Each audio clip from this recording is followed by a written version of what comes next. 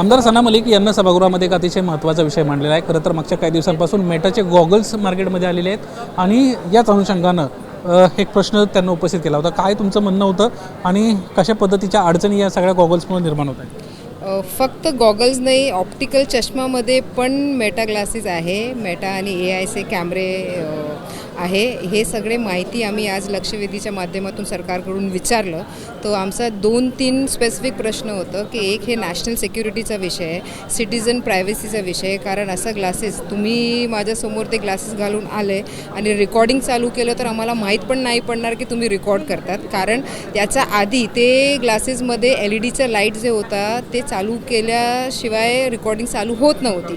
पण आज एक थर्ड पार्टी ॲप्लिकेशनचा इंटरफेरन्समध्ये ते तुम्ही रेकॉर्डिंग करतात, ते LEDचे लाईट पण चालू होणार नाही। हे सगळे विषय आम्ही सभागृहात मांडले। आमचा विषय एक असं होतं की जे गव्हर्मेंट ऑफिसेस आहे, मंत्रालय आहे, पब्लिक स्पेसेस आहे, नेव्ही आणि आर्मीचे सगळे प्रिमायसेस असतात, हॉस्पिटल असतात, शाळात असतात, चेंजिंग रूम असतात, ट्रायल रूम असतात, ब्युटी सलॉन्स असतात, हे सगळे ठिकाणी जेव्हा हे ग्लासेस वापरता येईल आणि तिकडे समोरच्या महिला किंवा समोरच्या लोकांना कल्पना पण नसेल की तिकडे रेकॉर्डिंग चालू आहे, तर त्यावर जास्त अवेअरनेस आणि सरकारकडे कोणती SOP असणार हे आमचा प्रश्न होता। आणि जे आपले सिक्युरिटी गार्ड्स आहे, आपले जे पोलीस कर्मचारी, आपले जे सायबर सेलचे जे अधिकारी आहे, त्यांना पण माहीत नाही की असं सगळे अवेअरनेस, त्यांच्याकडे पण अवेअरनेस नाही की हे ग्लासेस आणि गॉगल्स मार्केटमध्ये आहे। तर जास्त अवेअरनेस कसं करणार आणि SOP रेडी करून, जसं आपण ड्रोनचा वेळी ड्रोन्सला आपण रिस्ट्रिक्ट नाही केलं, ड्रोननं आपण बंदी नाही आणली होती ड्रोनवर, पण त्यांच्यासाठी आपण SOPs रेडी केलं होतं, आपण त्याचं रजिस्ट्रेशन करून घेतलं होतं, नो फ्लाईंग झोन्स क्रिएट केलं होतं। तसं सारखं मेटा AI ग्लासेससाठी काय SOP असणार, काय पॉलिसी असणार, आम्ही हे सभागृहात विचारलं।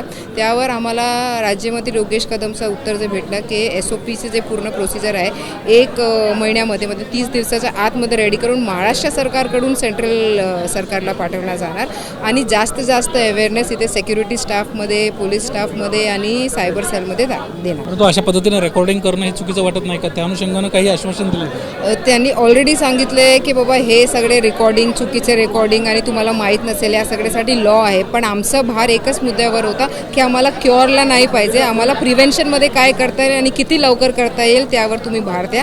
आणि त्यांनी आश्वासन दिलं आहे की 30 दिवसाच्या आधी आम्ही SOP रेडी करून सेंट्रल गव्हर्नमेंटला पाठवणार आणि जास्त अवेअरनेस प्रत्येक नागरिकांना आणि सिक्युरिटी स्टाफ, सायबर सेल आणि जे काही पोलीस कर्मचारी त्यांच्याकडे आम्ही करणार। धन्यवाद आमच्याशी बातचीत केल्याबद्दल। कॅमेरामॅन रोहित कांबळेसह निलेश बुधावले, ABP माझा, मुंबई।